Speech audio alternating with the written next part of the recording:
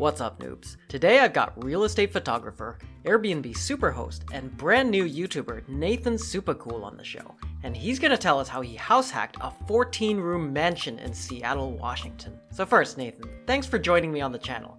Tell us about the house itself. When did you buy it? What's the square footage? How many beds and baths? And tell us a little bit about the layout. Yeah, hey Derek, thanks for having me. So I bought this house in 2018. This is a pretty unique house.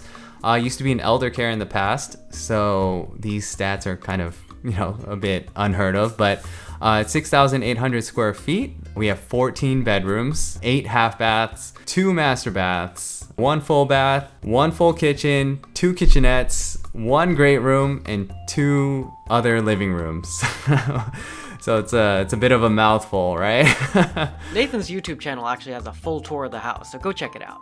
So not everybody buys a 6,800 square foot, 14 bedroom house for their first deal. So how did you even get the idea to buy a house this big and then decide to house hack it? Yeah, so I actually wasn't really looking at the time. At the time I was renting an apartment in Seattle downtown, but I'm a real estate photographer, so I was actually hired to take photos of this place, before it went on market. So essentially it was a sneak peek. This was perfect for house hacking because it's separated between the guest side and the side that we would live in. So I knew this would definitely help get my wife on board with that because she wouldn't want to live with, Airbnb guests and stuff like that. So yeah, it's perfectly set up for that because it was an elder care.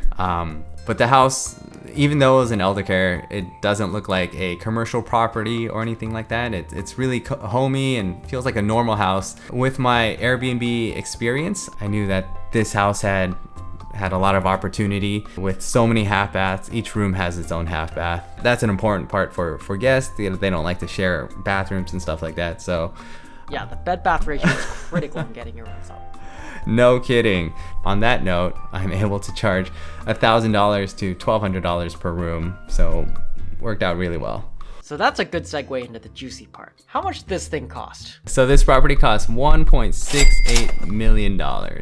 So you're not actually that far out of college. How did you pull off buying a $1.68 million house? And what were the financing terms? So yeah, like you said, at that time I was pretty fresh out of college and self-employed, so banks really didn't care for that. I not only had to convince the banks, but we also had to come up with a $500,000 deposit. Not everyone has $500,000 laying around, so that's where my parents came in. Luckily, they were able to help with some of that. We did put down a good handful of the deposit, but we did need their help with that. And they also co-signed and went with the local bank. So the interest rate wasn't that great, not as low as you might expect. Initially, we got a 4.75 interest rate, but then 2 years later, which was last year, 2020, we refinanced and got it down to 4.25. Still not, super low, but it does help a lot. So with my Airbnb experience, I was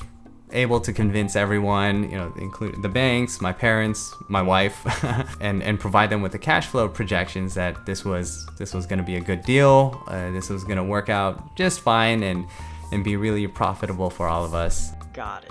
So how do your operational cash flows look today? Yeah, so with the mortgage, taxes, and insurance, and cleaning and stuff like that, the total cost per month is about $7,000. On average, we're earning about $11,000 per month from the room rentals. That's about $4,000 profit, but that's not including the equity that we're building and also the rent that me and my wife are saving, which we have 4 bedrooms to ourselves, so the market would say that's about $3,000 to $4,000, of rent that we would be paying. But conservatively, we can say like $2,000 to $3,000 because I don't know if us two would go out and rent a 4-bedroom house. So we're house hacking. It's working out well.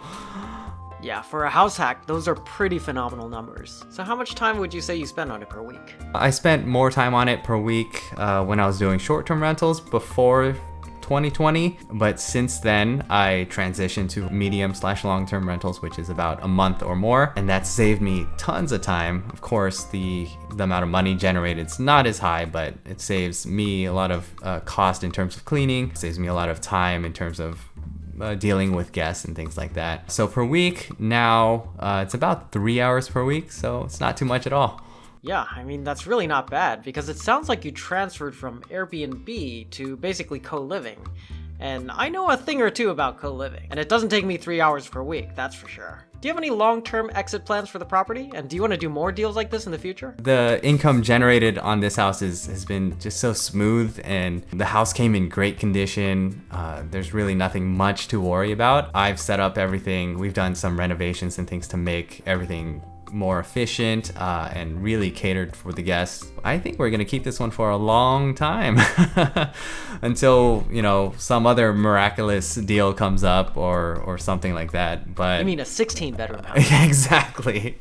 Maybe in New York City. At least we'll keep this as a Seattle home base or something. In terms of other properties, you know, I'm always keeping my eye out. I'm still shooting houses, taking photos of them. So there's a couple that I was like, hey, you know, this one would do well too. But I think we'll have to wait another another couple years for us to save some money for those down payments. Got it. So finally, I want to end with, what is your single biggest piece of advice for real estate noobs out there? My biggest advice would be to get a little creative. This is so unique that a lot of people thought I was crazy and thought this was unheard of. But do your research. Don't just jump into something absolutely crazy. Luckily, I had the experience to help convince everyone that this was a good idea. Of course, getting the wife on board, which is the most, which is important. But yeah, so keep an eye out. Don't be afraid. Get creative. Look for those outliers, and they could really pay off. Alright, excellent advice, Nathan. Thank you so much for coming on the channel. And for you noobs out there, don't forget he is a new YouTuber, so check out his channel, link in the description, and stay curious, noobs. I'll see you next time. Thanks so much.